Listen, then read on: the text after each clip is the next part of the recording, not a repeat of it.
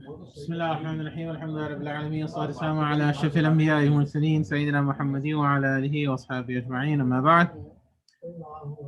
Inshallah, today we'll be continuing with the rest of the letter Daad. So since the letter Daad is very complicated, we did part of it yesterday and we'll finish off the rest of it today. So for today, inshallah, first thing is we'll review some things from yesterday just to refresh it. And then we're going to go into finally how's the Daad mutaharrik and sakin pronounced.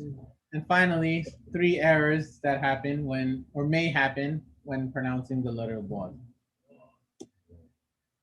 So this is from yesterday. We already covered this yesterday, but just as a review. So remember, when pronouncing the letter Daad, first thing is that the sides of the tongue apply pressure to the area around the upper molars. So that means the sides of your tongue are going to be applying pressure to the in the upper mouth towards the left side or the right side. They don't have to actually physically touch your teeth. They have to be anywhere around that area where you can kind of put pressure. So either the left side of your tongue can apply pressure to the teeth, the upper teeth on the left, or the right side of your tongue can apply pressure to the upper teeth or the upper gums on the right. Either or. So that's number one. That's where the sides or side of your tongue goes. Like I said, you can do both sides too at the same time, but that's a bit hard. So that's where the side of your tongue goes. The front of the tongue should lightly be touching the gums behind the upper teeth. So that's where the front of the tongue should be. So you have to position the sides of your tongue. The side of your tongue is actually properly resting and putting pressure on the side of your mouth. The front of the tongue is just lightly touching, just lightly touching the front, the gums on top. There's no pressure being applied there at all. Third thing, after the first 2 are done, then air is finally produced to create pressure behind the tongue. So what's happening is because you're basically covering the entire top part of your mouth, when the air comes in, it can't get out. So because of that, what happens is that your mouth kind of inflates behind the tongue. There's a lot of pressure, and that's going to push the front part of your tongue a bit forward onto the upper teeth. It's going to be somewhere around where the roots of the upper teeth are. It's not going to move all the way to the bottom of the upper teeth. That would be incorrect. And that's what we discussed yesterday. So after this, once these 3 things are there, the tongue is finally released while keeping a bit of pressure on the side of the mouth to finally produce the letter Daad. So the side of the tongue is positioned, the front of the tongue is positioned, air and pressure is put through, and then finally the release is done. And that is how the letter Daad is pronounced.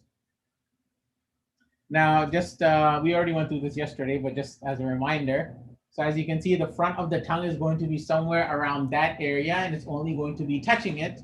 There won't be pressure being applied on that yellow area. It's just going to be slight touch, but enough to make sure that the air behind it can't get out. The sides of the tongue is where the actual pressure is applied. You can either do it on the left side or the right side, it's up to you, or both if someone wants to try that. And as you can see on the picture on the left, it shows us that you can see that the air is coming in and it's filling up in the mouth, but it can't really get out. That ends up inflating your entire mouth a bit more. And because of that, some of your cheeks might come out as well. So when that happens, finally, you release the tongue on the side, from the sides, and you pronounce whichever haraka you need to pronounce. So now let's go on to the actual letter Daad and different examples of it. So when Daad has a haraka, first you have to build the pressure in the air up in the mouth by positioning your tongue properly. Then finally, when the pressure and air is built up, and you're going to feel your cheeks getting a little big when that happens. Then finally, release the side of the tongue and make the appropriate motion for whichever haraka you need to. For example, here the first word is Daamidin. Da. So before you pronounce the actual Daad, you'll see your cheeks might get bigger. Da. Daamidin. Da. Da. So it becomes a bit bigger. Daamidin. It's actually Daamidin. Another example is the Dhamma. So Ghayril Maghdubi. Maghdu. Maghdu. Gu. So Maghdubi alayhim. So first it gets a bit big and then you release Maghdubi alayhim. Third example is the Kasra. Dhiza. Buiza. So first it becomes pressure comes in, and then buiza. That is finally released from the side of the tongue. So that's when it has a fatha dhamma or kasrah. When a dad is sakin, the pressure and air will remain in the mouth, resulting in the mouth just inflating. So obviously, when it's sakin, you don't release the tongue. Yeah, in order to go to the next letter, you have to release. But when you're pronouncing the sakin dad, you will not release. So for example, I messed up on the fatha dhamma there. The sakin is supposed to be on the dad. The kasra is supposed to be on the ra. It's yad riba. So when you pronounce this word, yad, yad, so that the pressure is filling up. Yad, yad, riba, yad, riba.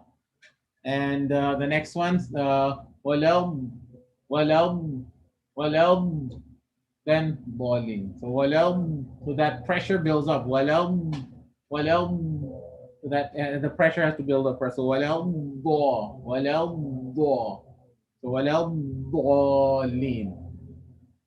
Finally, with the kasra, marid, marid, marid. So it fills up in your mouth. Mariltu, mariltu. So obviously the ta is separate completely, but maril. So you can see the pressure comes up and builds up. Maril, walil, yil. So it builds up. Your cheeks kind of inflate. That has to happen in order to pronounce a dad. Doesn't matter whether it has a fatha dhamma kasra. Obviously, when you do a fatha dhamma kasra, it'll be much shorter. But that process is called istitala.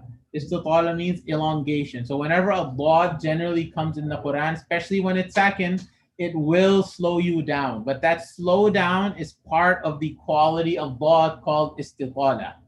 Istitala means it's elongation in actual pronunciation of it. It's because of the buildup of all that pressure, which we discussed yesterday in a bit more detail.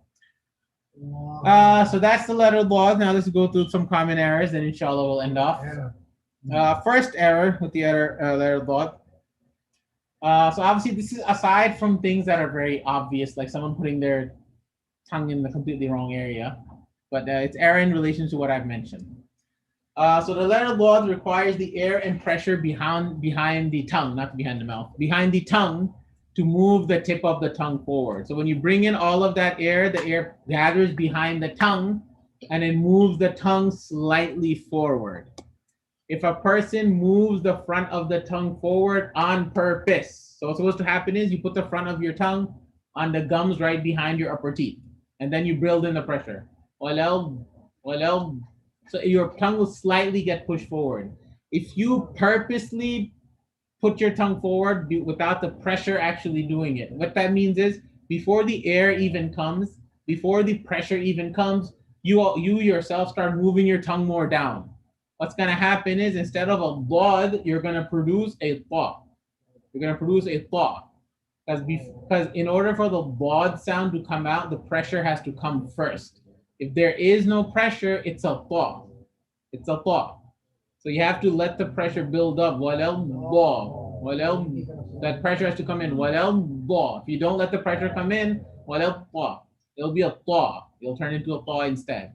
The pressure has to come in to create the quality for the dad. Second error is pressure should be put on the sides of the tongue, not the front of the tongue. Once again, the front of the tongue is simply touching the gums. It's just touching it. You're not actively trying to press against the front of your mouth. Yes, when the pressure comes in, it starts pushing a bit, but that's different. But you're not trying to purposely apply pressure towards the front of your mouth when pronouncing dad. If you purposely apply pressure on the front of your tongue instead of the side, like you're not applying pressure to the sides, you're applying pressure to the front, you're going to end up pronouncing a heavy dal. You're going to say something along the lines of like dal, dal. It'll be a dal, wala dal, dal. It's not a dal. That's wrong. It's not wala dalin, da. It's not wala dalin, maridtu. It's a dal. So the pressure is coming from the sides, not the front. If it comes from the front, you'll do a heavy dal instead. Wala dal. That will be obviously incorrect. So that's the second error. Third error is Sometimes someone, when they're learning the letter Lod, they might apply so much force to the front of the tongue. So they're not applying actual pressure on the front of the tongue, but they're just doing the Lod with a lot of force. What that does is that makes the tongue, instead, the tongue is supposed to end up where the roots of the upper teeth are. Roots meaning where the upper teeth are growing from, where the upper teeth are coming out from. The tongue will end up somewhere along there till maybe along halfway down to the tooth. The tongue will not go under the upper teeth. The tongue should not be going under the upper teeth or to the bottom of the upper teeth. That would be incorrect. If that does happen, if someone ends up putting so much pressure where their tongue goes all the way down and it reaches the bottom of the upper teeth, you'll end up pronouncing something that's a mix of a law. When you say a law, you'll see your tongue is underneath the upper teeth. Right? That'll be a mixture of a law and a lod, which is obviously incorrect because you just went into a makhraj of a completely different letter. Right? That's the makhraj of law. If you look at any book of Tajweed, the makhraj of law is when the tongue is below the at the bottom of the upper teeth. If the lod leads you to the law, that means you messed up because you put too much pressure. But you can't say from walel law, walel law. That means you're pronouncing half a law and half a lod all at the same time. You mixed into the wrong makhraj. So for the lod, the tongue still has to stay on the top of the upper teeth. It can't go to the bottom of it. That will be incorrect. And the scholars, the ulama in the past were quite strict on this about making sure we differentiate between a lod and a law. And just to, for the sake of just two quotes.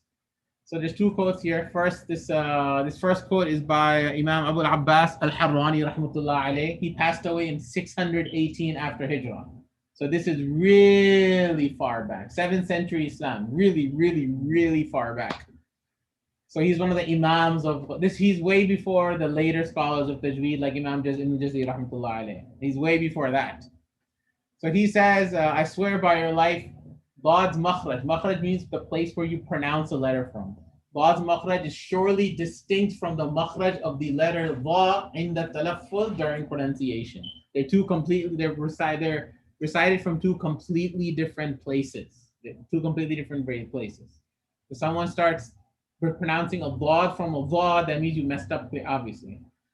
Another quote is from Imam Ibn al-Jazari rahmatullah alayh. He passed away in the 9th century, so 300 years after the author above. He mentions in his poem, he says, وَالضَّادَ بِاسْتِطَالَةٍ وَمَخْرَجِي مَيِّزْ مِنَ الضَّاءِ وَكُلُّهَا تِجِي. He said, and distinguish Daad from a Da with istitala. Remember I mentioned istitala, that whole pressure that comes in and builds up. And also distinguish a Daad from a Da with its makhraj, with the actual place where you're pronouncing it from. So Daad should be different from Da in two ways. Number one, in where it's pronounced from, as in it should be a different place. The place where the Daad and Da are being pronounced from should not be from the same area. If they align, something is wrong. Number two is Daad has the quality of istitala, meaning that pressure building up in your mouth and your cheeks inflating. That's called istitala. So it has to be different from Da in both ways. And then the next line is just something that has to do with the rest of the poem. You could ignore that. So these are just two quotes from very, very early ulama of Tajweed, Qurra of Tajweed, to just show that there is a clear difference between the Daad and the Da. As far as the pronunciation of a Daad in the Indian subcontinent, I never asked the Qurra of Tajweed like how that works or where they pronounce it from exactly, or the details about that. So I personally do not know about it or the details about it. But if someone wants to personally ask, that's a different story. So we'll end off here, inshallah. And finally, tomorrow we'll move on to the next letter. So the law required 2 days because it was a bit more complicated. So inshallah we'll end off here. Subhanakallahumma bihamdik. Ashhadu an la ilaha